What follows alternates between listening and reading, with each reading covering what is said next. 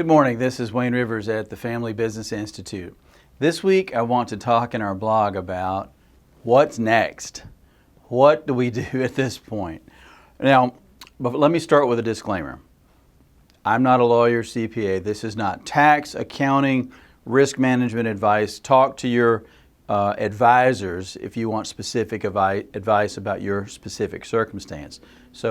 But I do want to cover some broad general topics. By now, you have completed and implemented your crisis management plans. You've communicated with your employees. You've got your job site and your meeting policies. You've got your working from home policies ironed out.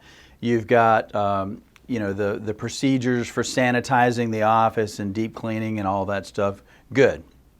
What's next? The crisis stuff now is starting to abate, and the scramble to create these policies and implement these policies is beginning to abate. So what's next? Well, the main thing right now that you need to be doing with your people is communicate. I am going to recommend that you communicate with your people at least every other day. And I know what some of you are saying, but Wayne, there's nothing new. I don't have anything new to communicate. It's kind of, the same as it was 2 days ago. It doesn't matter. That's the wrong attitude.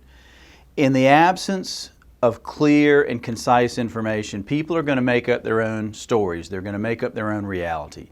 So you've got to communicate with them, and you've got to be the source of clarity and direction in your organization.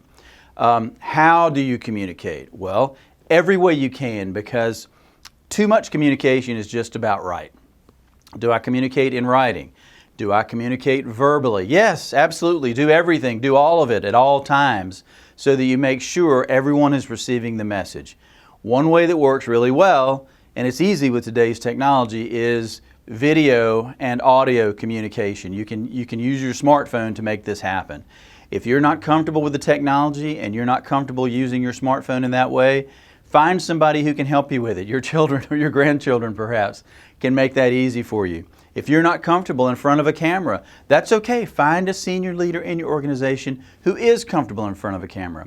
But we've been shocked. We wrote what are now considered blogs for years and years, 10 or 15 years, and they went out to our audience and we heard very little about it. We switched over to video communication, and now we get all kinds of accolades for communicating. We've been doing this for years, but somehow the magic of audio and video makes it more personal and intimate. So it's a great way to communicate with your employees about what's next and what you're doing in light of all of the challenges we currently face.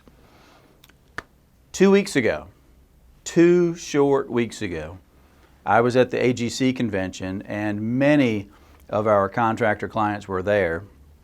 And it was pretty much, this is going to be a little ripple, but we're looking at it as full speed ahead. We're as busy as we've ever been, et cetera, et cetera. Conditions have changed dramatically in only 2 weeks. Shockingly, things have spun on a dime here.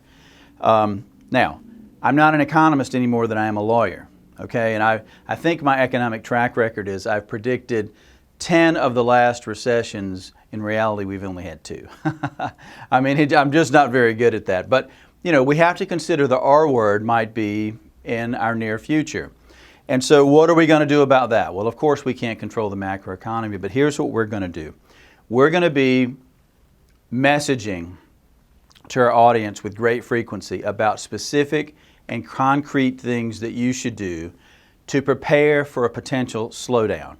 Our members, of course, will get the messages first, and then the messages will go out to the broader audience. But we want to facilitate conversations among you and the audience about what you're doing, how you're doing it, why you're doing it, and how you plan to cope with this sudden dramatic change in the direction of our macroeconomy.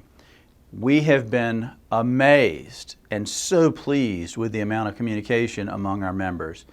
Every single one of our members has been participating in virtual meetings, conference calls, etc., to help lift each other up.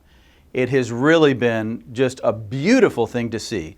About 450 contractors coming together to help each other and rally around each other in a time like this. It's a beautiful thing to see. So we're going to continue to facilitate those conversations among our members and, of course, among the broader audience. More to come. This is Wayne Rivers at the Family Business Institute. Thank you.